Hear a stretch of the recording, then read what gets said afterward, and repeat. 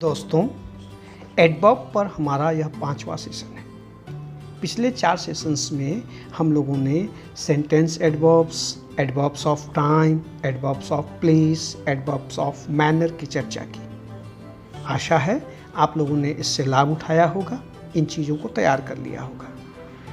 आज की चर्चा एडवर्ब्स ऑफ फ्रीक्वेंसी के बारे में।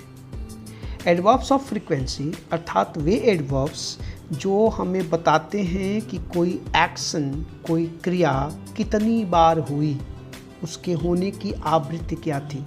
How often an action occurs. In adverbs को हम 2 समूहों में बांट सकते हैं। पहले समूह में always, continuously, frequently, occasionally, often, once, twice, periodically, repeatedly, sometimes, usually, etc. को रख सकते हैं। दूसरे समूह में ever, hardly ever, never, rarely, scarcely ever, seldom को रखा जा सकता है। आइए अब इनके प्रयोग की चर्चा करें। दोनों ही समूहों के एडवर्ब्स वर्ब वी अर्थात is, am, are, was, were के बाद रखे जाते हैं। उदाहरण देखिए, he is always in time for meals, she is never late for work. यहाँ ऑलवेज और नेवर की पोजीशन इज के बाद है। अन्य वर्ब्स अर्थात ऑर्डिनरी वर्ब्स के आने पर हम इन्हें पहले रखते हैं। जैसे they sometimes stay up all night, कभी कभी वे लोग सारी रात जगते हैं। He hardly says anything, वह शायद ही कभी कुछ कहता है। आप यहाँ sometimes और hardly के पोजीशन देखें, stay और says के पहले है। कंपाउंड टेंसेज में इनकी पोजीशन फर्स्ट ऑक्सिलरी के बाद होती है। जैसे she can never understand, देखें यहाँ can के बाद आया never। You have often been told not to do that, देखें आप ऑफन की पोजीशन हैव के बाद है, बिन के बाद नहीं, क्योंकि फर्स्ट ऑक्सिलरी हैव है। इंटरोगेटिव वर्ब्स में हम इन्हें ऑक्सिलरी प्लस सब्जेक्ट के बाद रखते हैं। जैसे have you ever ridden a camel, क्या कभी तुमने ऊंट की सवारी की है। आप देखें एवर की पोजीशन हैव और यू के बाद है। Why do you often make that mistake, तुम अक्सर वह गलती क्यों करते हो। फिर देखिए यहाँ पर ऑफन की पोजीशन डू और यू के बाद है। किंतु इस नियम के कुछ अपवाद भी हैं। जैसे यूज टू अथवा हैव टू के आने पर हम इन्हें इनसे पहले रखते हैं। जैसे you hardly ever have to remind him, he always remembers, तुम्हें शायद ही कभी उसे याद दिलाना पड़े, वो हमेशा चीज़ों को याद रखता है। आप देखें हार्डली एवर की पोजीशन हैव टू से पहले है। I never use to smoke, फिर देखिए नेवर की पोजीशन यूज टू से पहले है। इन एडवर्ब्स को हम ऑक्सिलरी से पहले तब भी रखते हैं जब इनका प्रयोग अकेले हुआ हो, किसी प्रश्न का उत्तर देने के लिए या किसी बात पर टिप्पणी करने के लिए। उदाहरण देखिए, I know I should take exercise but I never do, मुझे पता है कि मुझे व्यायाम करना चाहिए किंतु मैं कभी नहीं करता। आप देखें आई नेवर डू पहले सेंटेंस पर रिमार्क है, इसलिए नेवर की पोजीशन डू से पहले है। Can you park your car near the shops, yes I usually can. यहाँ पर देखिए आई यूजुअली कैन ऊपर के क्वेश्चन का आंसर है, इसलिए यूजुअली की पोजीशन कैन से पहले है। कंपाउंड वर्ब्स में जब किसी ऑक्सिलरी पर जोर देना हो तब भी हम एडवर्ब्स को ऑक्सिलरी से पहले रखते हैं। उदाहरण देखिए, आई नेवर कैन रिमेंबर, मैं कभी याद नहीं रख सकता। ये बात पर जोर दी जा रही है, इसलिए देखो नेवर कैन से पहले आया है। She hardly ever has met him, वह शायद ही कभी उससे कभी मिली है। फिर देखिए यहाँ पर जोर दिया जा रहा है, इसलिए हार्डली एवर की पोजीशन हैज़ से पहले है।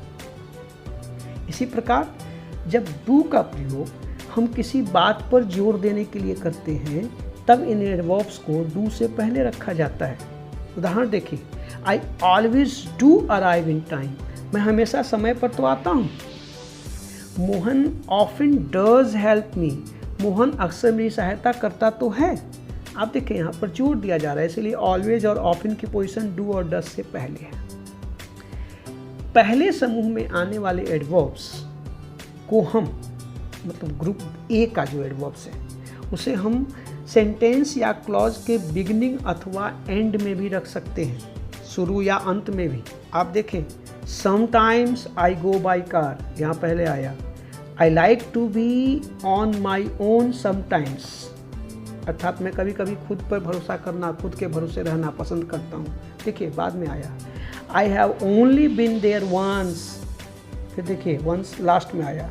Once an actor always an actor, देखिए पहले आया।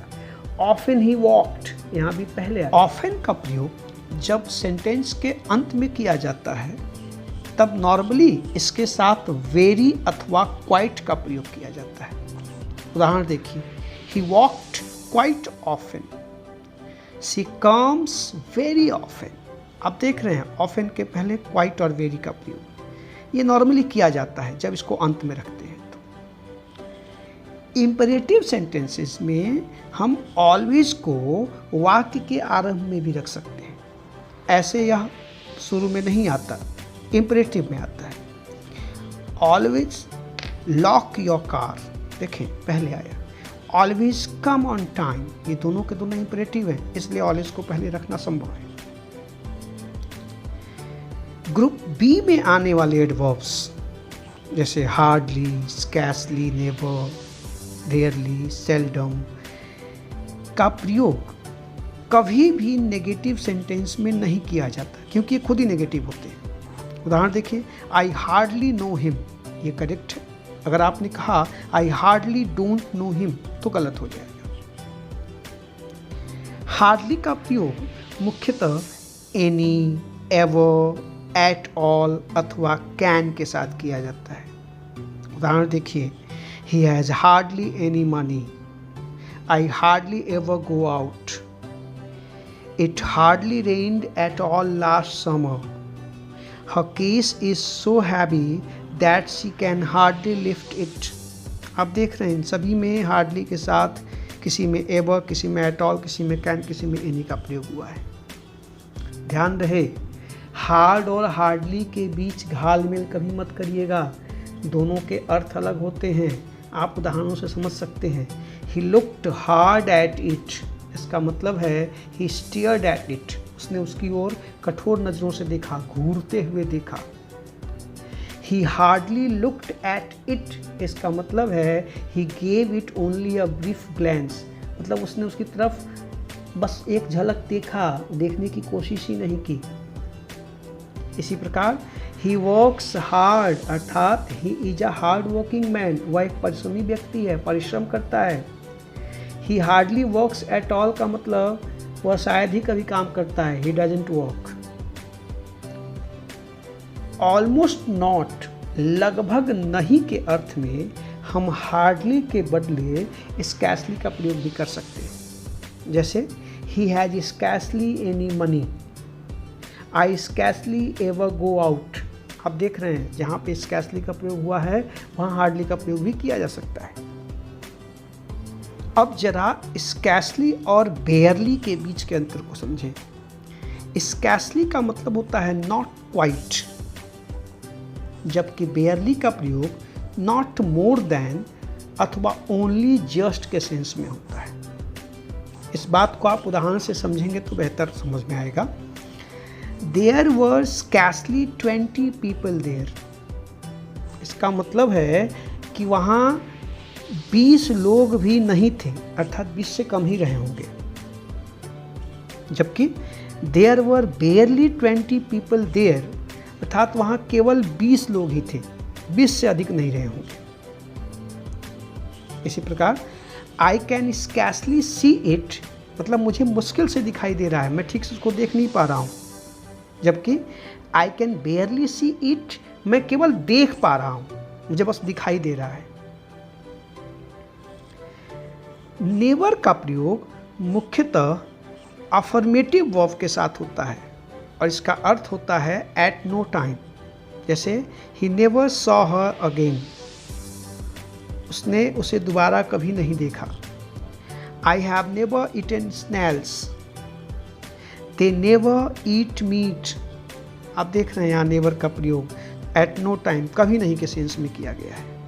और ध्यान से देखें, सभी के सभी सेंटेंस अफर्मेटिव में है। नेवर प्लस कॉम्परेटिव एडजेक्टिव का प्रयोग भी संभव है, जैसे I have never drunk better beer. इसका अर्थ है this is the best beer I have ever drunk, मतलब इससे अच्छा बियर मैंने आज तक नहीं पिया है। I have never seen a worse film, अर्थात this is the worst film I have ever seen, मैंने इससे खराब फिल्म आज तक नहीं देखी है। आप देख रहे हैं, जब आप नेवर का प्रयोग कर रहे हैं तो कॉम्परेटिव एडजेक्टिव आ रहा है, लेकिन जैसे ही आप वहाँ पर एवर लेकर आ रहे हैं तो वहाँ पर सुपरलेटिव डिग्री का प्रयोग हो रहा है। ऊपर बेटर आया है तो नीचे बेस्ट, ऊपर वर्स आया है तो नीचे वर्स्ट। नेवर प्लस इंटरोगेटिव का प्रयोग हम सरप्राइज को, आश्चर्य को व्यक्त करने के लिए कर सकते हैं, जैसे has he never been to Japan, I am surprised because his wife is Japanese. क्या वह कभी जापान नहीं गया है? मुझे आश्चर्य है क्योंकि उसकी पत्नी जापान की है। एवर का अर्थ होता है एट एनी टाइम, और इसका प्रयोग मुख्यतः इंटरोगेटिव सेंटेंसेस में किया जाता है, जैसे have you ever seen a lion, क्या तुमने कभी शेर देखा है? नो आई नेवर हैव, नहीं मैंने कभी नहीं देखा है। एवर का प्रयोग कभी कभी नेवर प्लस अफर्मेटिव के बदले किया जा सकता है, जैसे I haven't ever met your brother. इसका अर्थ है I have never met your brother, मैं कभी तुम्हारे भाई से नहीं मिला हूं। एवर प्लस अफर्मेटिव का प्रयोग भी संभव है जब हम कंपैरिजन करते हैं अथवा सपोजिशन या डाउट को व्यक्त करते हैं, जैसे it is the best book that I have ever read. मैंने अब तक जितनी किताबें पढ़ी हैं उसमें यह सबसे अच्छी है। देखिए तुलना हो रही है सभी किताबों के बीच। दूसरा वाक्य देखिए, I don't suppose he ever writes to his mother. मुझे नहीं लगता कि वह कभी अपनी माता जी को पत्र लिखता है। यहाँ पर देखिए सपोजिशन या मन में डाउट का सेंस है, इसलिए इसका प्रयोग किया गया है। इस तरह हम लोगों ने आज फ्रीक्वेंसी वाले एडवर्ब्स की चर्चा की। आशा करता हूँ आप इसको एंजॉय कर रहे होंगे। आप इसको दोस्तों को शेयर करना और चैनल को सब्सक्राइब करना बिल्कुल न भूलें। Thank you.